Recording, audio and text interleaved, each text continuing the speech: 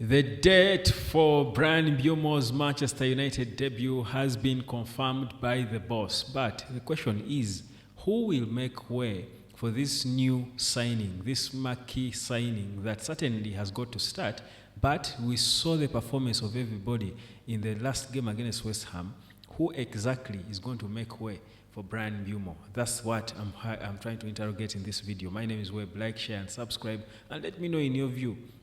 If you are Amorim, the selection headache is beginning to be clear. All these players are working hard to prove themselves and be the ones starting. If you're Amorim, who do you bench from Mbeumo, from the team you saw beat West Ham by 2-1?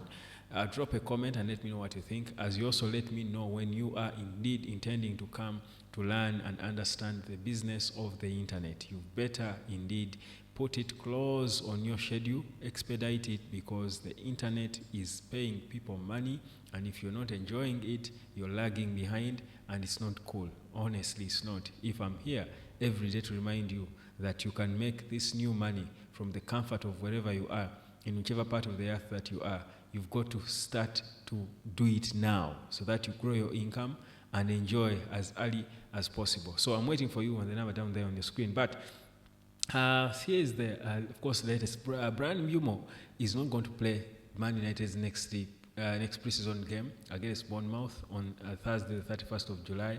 Why?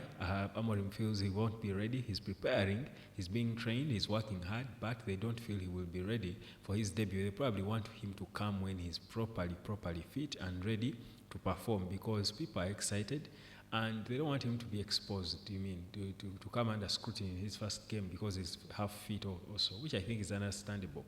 Whereas we're all excited to watch him even today, I think it's understandable that they want to bring him when he's in his best version, because even if it's pre-season games, people will want to see the best of him.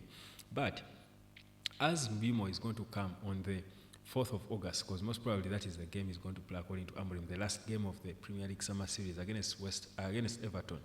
That will be against Everton in the US. Who should then make way for him? Because if you look at the team that played the game, the West Ham game, and you see how all these boys performed, you will properly understand why I'm asking who is going to make way for Mbeumo. We know that Mbeumo has got to play, that's a given. But who is going to be pulled out of the team that beat West Ham by 2-1? Because it can't be Bruno, because Mbeumo is going to play where Bruno was playing as one of the two tens. Now it can't be Bruno benched. So meaning Bruno is going to be sent back as one of the two pivots. Now, one of Ugarte or Kobe has got to make way. Who of those? We saw Kobe play arguably one of his best games in a United jersey. Now, reminds us, so I told you that performance reminds me of the game he played against Arsenal in the preseason. Now, you don't bench him after such a performance. But even Ugarte was brilliant in his display. So if Mbeumo is coming in now, who is going to be benched? In fact, by the way, if it were to base on performances on the last game, on the West Ham game, you would be confused, because Bruno scored the two crucial goals. But generally, in terms of the play, he wasn't the best player. I think Ugarte and Kobe played better in the middle than him. But he's the one who scored. He brought the cutting edge. He scored the goals, and that's something important in his game. So Bruno has got to be there, also the captain of the team. So who is making way? Is it Ugarte or Kobe? The Kobe you saw perform the way he did. Or is Amorim going to tweak it and Højlund makes way, then he pushes Mbeumo and Cunha as the two tens, then plays Bruno as the two attackers, strikers, then Bruno plays behind them. But then you saw how Højlund was picking himself up. You don't want to kill his rhythm. So what do you do then as Amorim? Do you see how selection headache is beginning to look possible now? I think before, it was obvious. It was very obvious who was going to play to start when everyone is fit. It was almost obvious to know who would be the starters. But now, it's beginning to look like there could be some debates and conversations about who plays where. And remember, in the coming season, United are going to be playing one game a week. So the competition is going to be even tighter. And I think for me that's a good thing, because it pushes everyone. It pushes everyone to do their best. And all those who certainly, and I don't expect Amorim to be the Eric Ten Hag who favors any videos. Even his own admission says Anthony is like his son. He bought him twice. I think I don't think Amorim is that kind of coach who creates such attachments with players, and it becomes difficult to bench them even if they're not performing, and clearly there are better players there.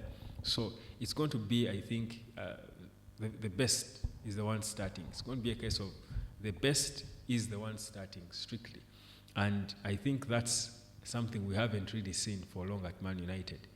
And yet that's how you want to be winning games of football. You've got your best performers in training stepping on the pitch, because then it shows that you're not biased in any way, and it also encourages all players to know that it's a level ground for you to compete, and if you perform, you're going to be getting your chance on the pitch. So Amorim is beginning to bring back that in the team, and that competitiveness for me is beginning to look evident, and you certainly know that is then what is going to push these players to the limit, and we get the very best out of them, because we've struggled with mediocre football for so long from players who you at times questioned whether they are real professional footballers, and you wonder how they ended up playing for a club like Man United. So it's I think a very challenging time, of course, I would say, for Amorim, but it's a good thing that you have so many good options and you're beginning to get the headache. It's a good thing for Amorim to deal with such. Unlike before, where he had to deal with so many mediocre players, and he would struggle to select the squad because he didn't know who was less mediocre than the other.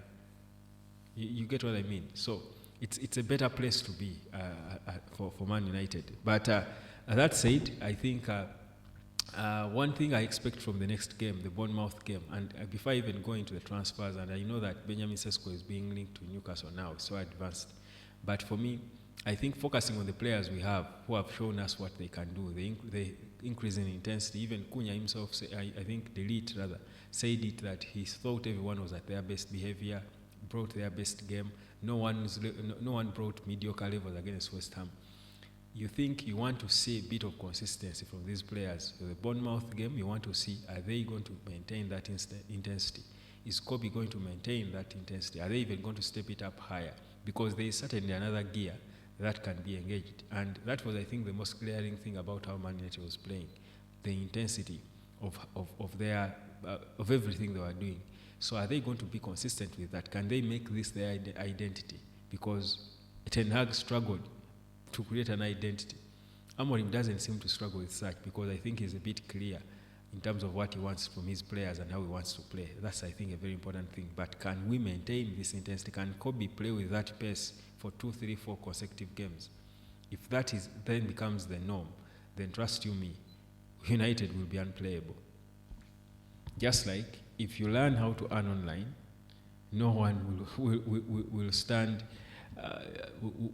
you when it comes to how you earn in the next coming years, because the internet is going to just quicken your wealth. It's going to just explode it. That's what it does. That's why young people in 1-2 years are filthy rich, because that's what the internet does. If you understand how it works, you can reap from it so quick, so fast, from wherever you are. Come learn and earn online. My name is Mbeumo. Peace, love, and harmony. Cheers.